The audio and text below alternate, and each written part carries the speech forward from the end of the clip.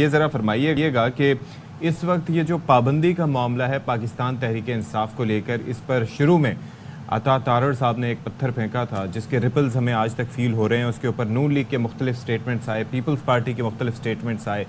اس وقت Peoples party کا موقف کیا ہے پابندی سے متعلق جس بارے میں تذکرہ ہو رہا ہے؟ بسم اللہ الرحمن الرحیم. شکریہ جی. جہاں تک پیپلز پارٹی کا موقف کی بات کریں، پیپلز پارٹی کا موقف بہت کلیئر ہے کہ فیڈرل گورنمنٹ ڈیفینیٹلی جب اس چیز میں سیریس ہوگی اس کا طریقہ کار ہے کیبنٹ میں لے کے جائے گی. جب کیبنٹ میں لے کے جائے گی تو ڈیفینیٹلی اس سے پہلے اس کو چاہیے کہ پیپلز پارٹی کو بھی اعتماد ملے. جب اعتماد ملے گی تو پیپلز پارٹی کلیئرلی اپنی ایک پوزیشن واضح کر سکے گی کہ ہم ایگزیکٹلی ہم کیا چاہتے ہیں.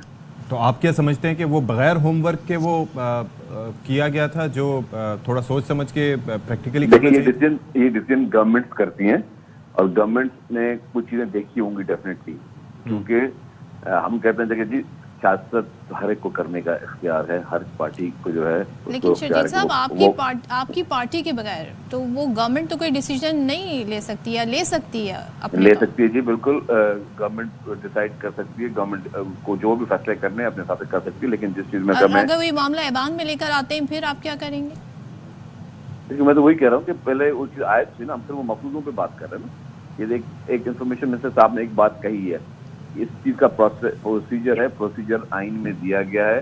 they have to go to the cabinet first. جب وہ کیبنٹ میں جائیں گے اس کے بعد پیپلز پارٹی اپنی بات کرے گی. میں کہہ رہا ہوں کہ لیکن یہ پالیٹکس کرنا سب کا اختیار ہے، لیکن سیاست میں اور ایکسٹریمزم میں بہت بڑا فرق ہونا چاہیے.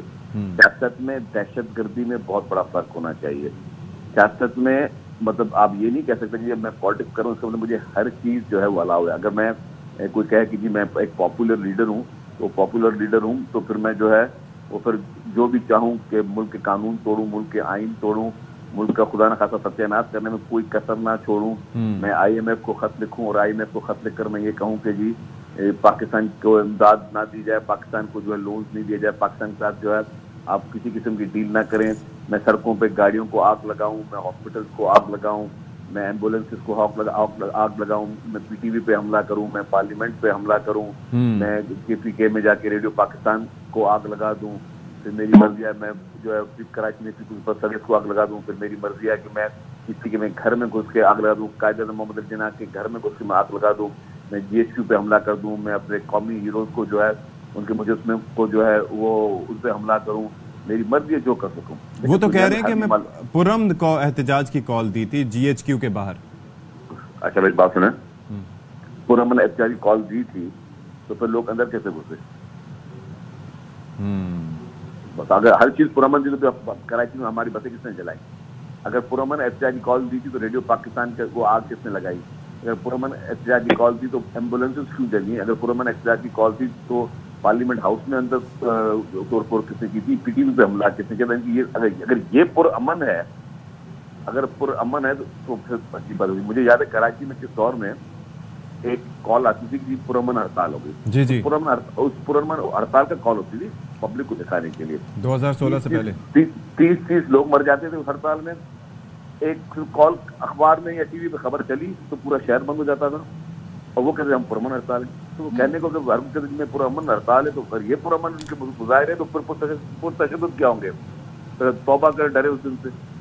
تو ابھی آپ کو لگتا ہے کہ جو یہ پارٹی سیاست ہے اس میں کوئی فرق آیا ہے اس سارے عرصے کے دوران، ایک پورے سال کے دوران؟ دوسرے یہ کہ ہم کے پی کے حوالے سے دیکھ رہے ہیں جو امن و امان کی صورتحال ہے اس پر گورنمنٹ پر بڑی زیادہ تنقید کی جا رہی ہے اور گورنر کے پی بھی یہ کہہ رہے ہیں کہ جی اس پہ کافی تحفظات ہیں. تو کیا گورنر راج کا کوئی امکان ہے وہاں پہ اور آپ کی پارٹی اس کو سپورٹ کرے گی؟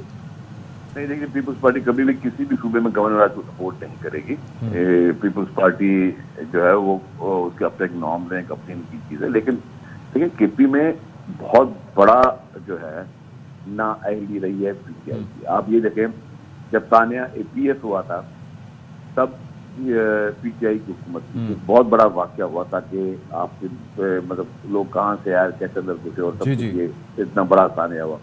پھر مجھے یاد ہے کہ کے پی کے میں پی ٹی آئی کی حکومت تھی، بنو جیل بریک ہوا تھا. بنو جیل جب بریک ہوا تھا تو آپ کو پتا کہ یہ نہیں کہ اندر سے بندہ نے کوئی سازش کی ہو. وہ ویگوں کے ڈھالوں میں آئے تھے لوگ، اچھا، اور گاڑیوں میں جلوس میں آئے اور جیل بریک کرتے چلے گئے. اور کے پی میں پی ٹی آئی کی حکومت تھی.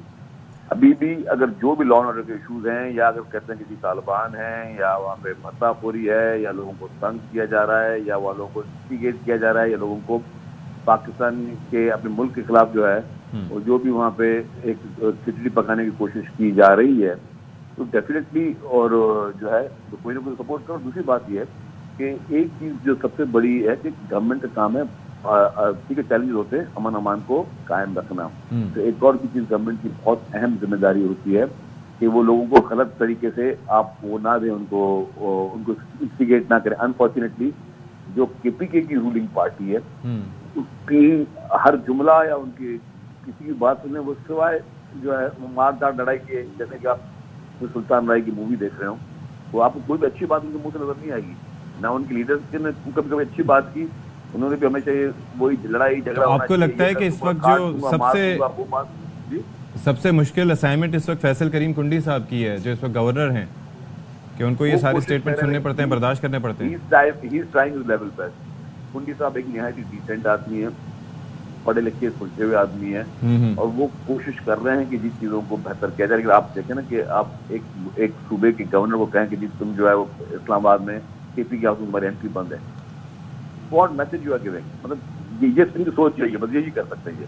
میں نے کہا کہ ان کی اگر آپ پوری پی ٹی آئی کی پالیٹکس دیکھ لیں تو ان کی صرف یہی پالیٹکس رہی ہے, مار دیں گے, کاٹ دیں گے, آگ لگا. تو شرجیل صاحب ایک چیز یہ ہے کہ جو مجھے یہ بتائیں کہ اس وقت گورنمنٹ کے بارے میں کہا جا رہا ہے کہ جی نون لیگ کی گورنمنٹ یہ چاہتی ہے کہ جی پابندی لگ جائے, حالانکہ اور آپ سے بھی پوچھا جاتا ہے کہ جی آپ پابندی کے حق میں یا نہیں, لیکن اینڈ آف دی ڈے چونکہ آپ نے آئین کا حوالہ دیا اور آرٹیکل 17 کا حوالہ دیا جاتا ہے, تو اس میں تو جو فائنل ڈیسیجن ہے وہ تو کورٹ کا ہے. Supreme Court is going to decide and they are going to tell the Election Commission of Pakistan کہ یہ تحلیل کرنا ہے یا نہیں کرنا.